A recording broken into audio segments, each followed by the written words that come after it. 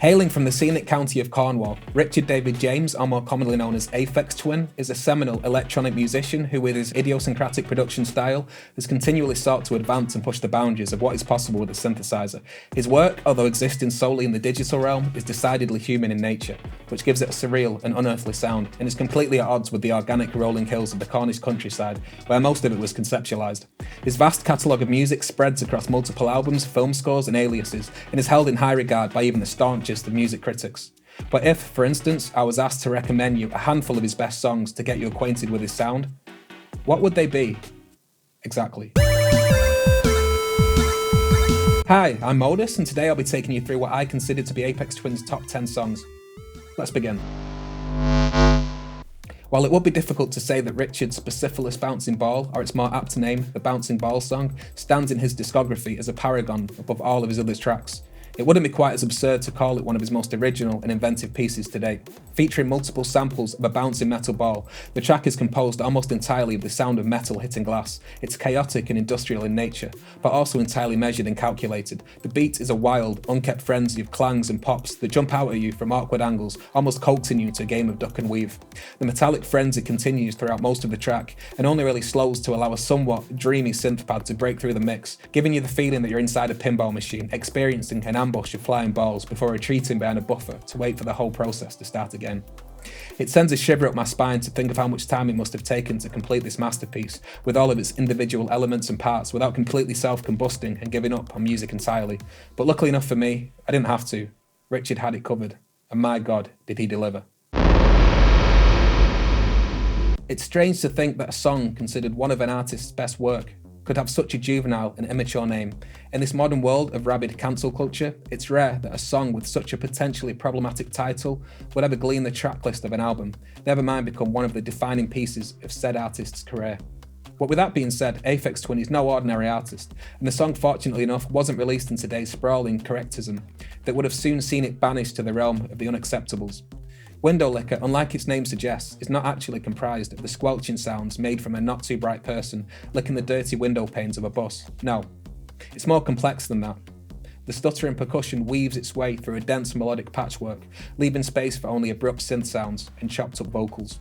The barrage of sounds leaves you feeling disorientated and unstable, almost like you have woken up with a hangover on a ship in space after a heavy night of drinking, and all you can really do is get up and continue partying until you eventually black out for good.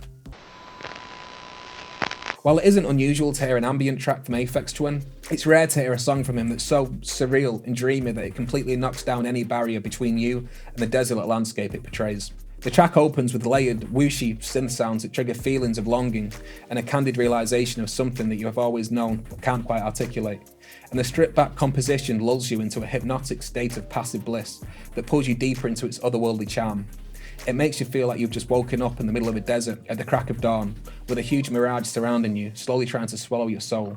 It's bittersweet and contradictory, and could almost be a homage to those late nights where our minds wander freely into the twilight zone. And that's what makes this track so special, and why I decided to include it in the list.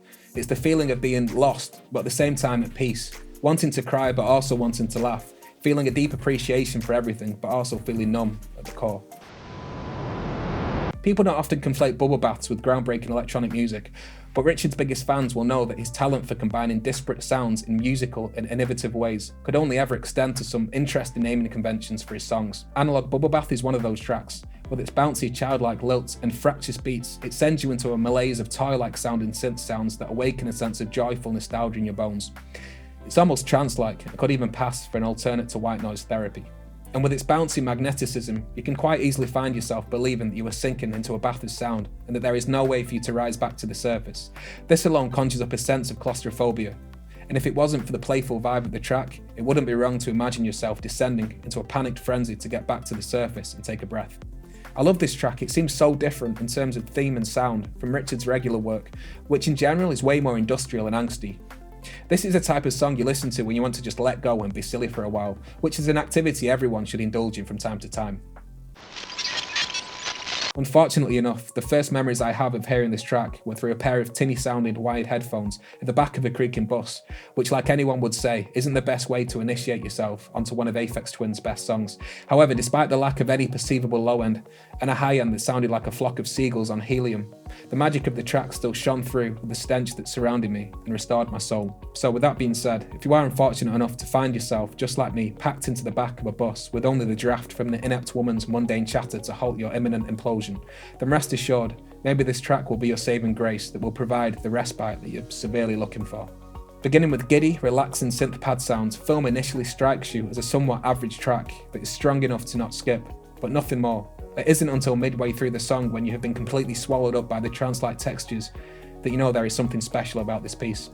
As a whole, it makes you feel like you're sitting on the edge of a pier, looking out at the ocean, contemplating the past and trials and tribulations that come with youth. It's an incredibly relaxing track and a perfect accompaniment to a star-clad sky. With its strange title that almost sounds like some type of medieval chant, Alberto Balsam has garnered lots of speculation over the years as to what its name really means. Much of this speculation has come from Richard's fans, who have different ideas as to its origin. While some think it's a tongue-in-cheek misspelling of a famous product, others see it as an anagram of mobile rasta, which is a phrase supposedly made up by Richard. Personally, I don't really care what it means or where it came from. The questions are nebulous at best, and I find it hard to believe that knowing the answer to any of them would lead to even the slightest increase in the enjoyment that I get from listening to this track. It's already close to perfect as it is. With its lumbering beat that tap dances around the mix like a baby elephant taking its first steps, I almost feel like the whole soundscape of the track is about to fall on its side, but it never does. The sparse melody leads a sense of stability and keeps it from feeling too lopsided, which gives the whole song a feeling of unfettered determination. Like an unrestrained child, I can't help but envision myself causing mayhem and zigzagging amongst a crowd of people like a feral animal whenever I listen to this. It has an infectious, airless sway to it that liberates you into a petty and mischievous state. Electronic artists are known for their strange choices when choosing names for their tracks, and Aphex Twin is no different. Although with this one, it does give me the distinct impression that he may have some sort of influence from an experimental taxidermy project gone wrong. Mookid begins with a relentless marching beat that stretches right through to the end of the track. It's plodding in nature and sounds like it's swaying from side to side. The synth pads that accompany the beat are soft and shy sounding and seem to wander around the mix in an inquisitive way. The only time this synth pad leaves front of stage is for a whirring synth pad that sounds like it's on the verge of bursting into tears. This track makes you feel as if you've taken off out of your window and are flying above the cityscape over the cars, trains and buses on an impromptu adventure to nowhere. It has that soft, wandering emotionality to it that almost sounds romantic, but in an unrequited type of way. I don't think I'll be able to count the number of times I've listened to this, but it must be somewhere in the hundreds. It's a special song to me, and one that will always provide me with a strong sense of relief, even on the most grueling of days. If you haven't heard this track before, then I strongly recommend that you go ahead and do so, but only after you've watched the rest of this video. Throughout the years, there has always been a steady slew of bizarre characters to grace our musical landscape. Some might say it goes part in part with the job, and the odd behaviour is just a symptom of creativity.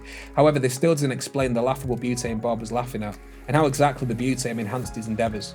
However, despite the many questions the title of this track fosters in our minds, the song itself is way more straightforward in theme, featuring an erratic cluster of percussion sounds that jump out at you like a schizophrenic herd of buffalo.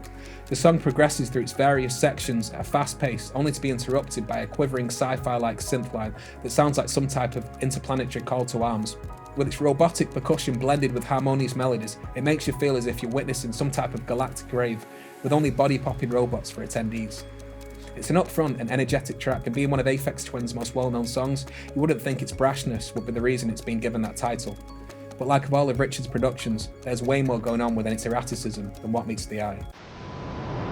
His magnum opus of the mainstream and somewhat divided masterpiece that has been featured on many a movie and sampled beyond all recognition, April 14th is Aphex Twin's attempt at a stripped-back acoustic piano piece with none of that crazy experimentation and synth sounds that we've come to expect from him. The only aspect of this track that verges on digital is the self-playing piano it was recorded on. The Disclavia is a piano outfitted with a mechanism that reads MIDI data and plays the keys without human input. This gives the track a halfway human, halfway robot sound that is at odds with the classical styling, and altogether gives you an eerie feeling that there is something slightly off with it. This, in combination with the simplicity of its instrumentation, is what has made April 14th Aphex Twin's most recognisable track. The song itself is contemplative and willful in nature and gives off the impression that it's gently trying to persuade you into some type of action. A slow, pokey melody drums up a sense of curiosity and makes you want to escape over the proverbial city wall. This is one of Aphex Twin's classic tracks, and if somehow you've managed to get to this point in your life and still haven't heard it, then I implore you to go and give it a listen. Now. My last pick, I've chosen the cryptically named Is Us, which, like Alberto Balsam, has had many an Aphex Twin scratch their heads over its meaning. Some of the interpretations I found online have been literary in meaning, such as the idea that it's some type of weird contradiction for I see your soul, whereas other more scholastic interpretations see IZ as representing the word is, and US symbolising humanity as a collective.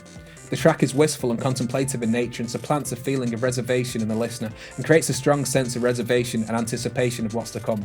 The melody is morose and manages to skirt the line of emotionality and mechanical resilience to give it a darkly existential undertone and make it feel like it's about to break through the surface and out of your speakers. In terms of theme, for me, the track paints a vivid picture of cathedral doors slowly opening as light from towering standing glass windows flood the abbey with light and reveal an empty casket sat at the end of the aisle. For me, this is one of Aphex Twin's most sad and morose pieces of music and always seems to awaken the darkest thoughts in me. Although, with that being said, there is still something magnetic about this song that, despite all of those dark and eerie thoughts it awakens in me, lays a strong sense in my bones that everything will be okay, and that the casket at the end of the aisle is not a representation of death, but of a new beginning. And yeah, I think that's it. Aphex Twin's top 10 songs. If you enjoyed this, don't forget to like, comment, and subscribe. I'd really like to do more of these, but that's purely dependent on how many views I get and how many likes I get. So yeah, if you liked it and you want to see more, leave a comment with the artist that you'd like to see me do, and I'll take a look and maybe do it. So yeah, that's me out. Peace.